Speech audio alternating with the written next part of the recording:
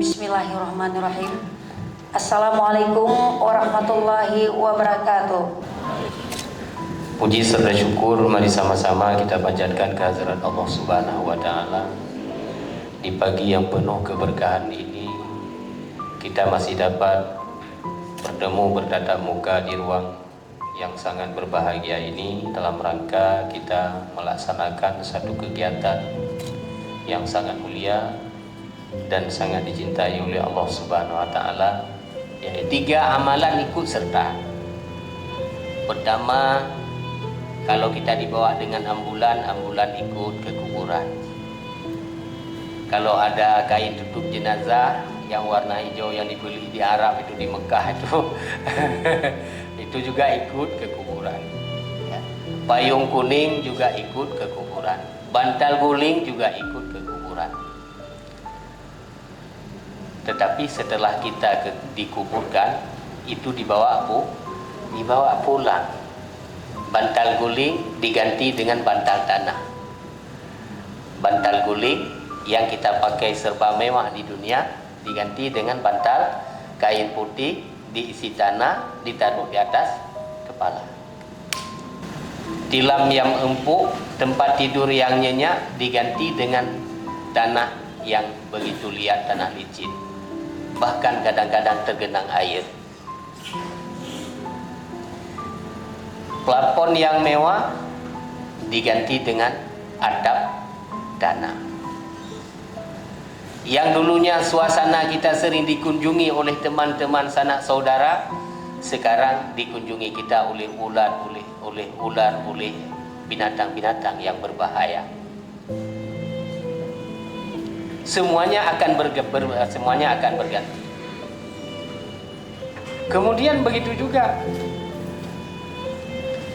ahli famili yang dulunya ketika masih WA waktu tunangan, ya, lun ngon kata di sehidup semati. Kau pernah terucapkan, ya, yang sehidup semati.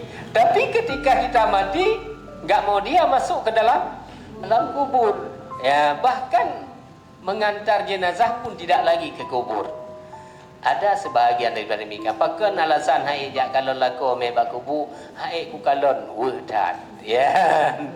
Duknan padahal janji kali kar sehidup semati, tapi waktu mati abang sendiri adik balik, ya. Ya, jadi rupanya janji yang tak ikatnya tidak seutuhnya, kan? Jadi yang tak ikatnya hanya seutuhnya. Jadi harta benda ikut pulang ke rumah, anak, istri, suami, ahli famili, bawahan-bawahan kita semuanya akan balik ke rumah. Tinggallah kita di alam kubur sebatang kara. Mungkin ada beberapa hal yang ingin saya tanyakan tentang menuju istiqamah tadi. Mungkin di saat kita muda, mungkin sama juga dengan rekan-rekan yang masih muda sekarang. Pada saat kita masih muda, apalagi pada saat kita kuliah jauh dari orang tua, kita itu sering terkadang melalaikan sholat, terutama subuh, Pak. Ya, saya mengakui pada saat saya kuliah kemarin, mungkin sholat subuh itu sering saya tinggalkan. Dan kemudian pada saat ada kegiatan lain, sholat itu saya satukan. Dan sekarang yang ingin saya tanyakan, bagaimana cara kita memperbaiki sholat kita yang rusak kemarin itu? Apakah boleh dengan cara kita qaza? Kemudian kemarin itu saya ada ke sebuah desa, di sana pada saat habis maghrib saya sholat kebetulan di masjid, Pak. Kemudian setelah salat maghrib mereka berdiri lagi bersama-sama jemaah. Dan saya tanya ke yang sebelah, ini sholat apa? Ternyata mereka qaza bersama-sama. Dan apakah hal tersebut boleh? Kemudian yang kedua, Pak, pada saat saya SMA dan kuliah itu belum keseluruhannya kita memakai jilbab. Dan saya khususnya dulu suka olahraga, misalkan tenis, Pak, pakaian saya terlalu minim. Jadi untuk memperbaiki hal tersebut, sekarang ini bagaimana, karena itu sudah berlalu. Kemudian lagi hutang piutang Pak, yang ketiga hutang piutang. Terkadang ada orang yang hutang ke kita, wajib kita tagih kalau dalam agama 3 kali, dan pada saat 3 kali kita sudah risih, sementara orang yang berhutang tidak risih. Dan ini bagaimana solusinya Pak? Mungkin hanya itu Pak. Wabillahi taufiq wal hidayah. Assalamualaikum warahmatullahi wabarakatuh. Pernyataannya luar biasa, pertanyaannya sangat padat, tapi untuk menjawab sangat mudarat. Pertama, Ibu, bagaimana jalan menuju istiqamah?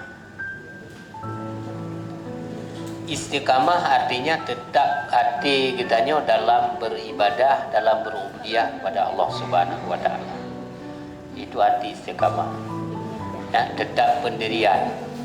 Ya, jadi menyodanya anak tetap pendirian. Kadang-kadang kita ada kepentingan dunia yang sangat yang mendesak, kita abaikan sholat. Ya, itu tidak istiqamah. Tentang sholat tadi, laki maah nengku gunung naga pegah bahwa sholat sunat, perbanyaklah sholat sunat, baik itu sholat zuha, baik itu sholat rawatib ataupun sholat awabin, dan sholat tahajud, witir, serta sholat-sholat sunat lainnya. Jadi apakah sholat-sholat yang kita tinggal pada saat tanya muda-muda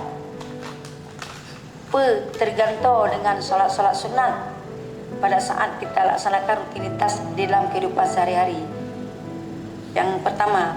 Yang kedua, yang agak menyimpang bacut, kamu tentu nak sharing-sharing beberapa kawan-kawan juga orang tua bahwa setiap pertanyaan bukan kita ustaz, juga sama-sama so yang depa yang jawab pada nyu pahtat bibuklam poh 22 malam poh 30 lewat 12. Ketanya seorang ibu, ketanya Mbak Lun, Assalamualaikum nak, maaf katanya, kibancara hukum so lebih kuat antara hibah terhadap yang kita hibah, orang kita hibah, dan warisan.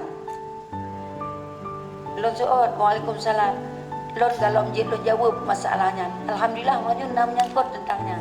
Jadi dalam kesempatannya tolong beri arahan bacut sehingga lun bisa menjawab kepada kelompok kamu yang nak bertanya jawab tentang keislaman tersebut. Terima kasih. Assalamualaikum warahmatullahi wabarakatuh. Ya, kemudian perbanyakkan masalah sembahyang sunat.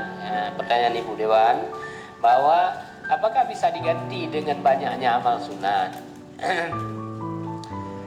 Ini yang bisa diganti ini masalahnya yang kita lakukan amal sunat kalau kitanya manteng le sembahyang awal yang gohlom tak qada sembahyang wajib, ya, lebih afdal diqada sembahyang wajib duluan daripada sunat. Ya. Terima kasih. Assalamualaikum warahmatullahi wabarakatuh.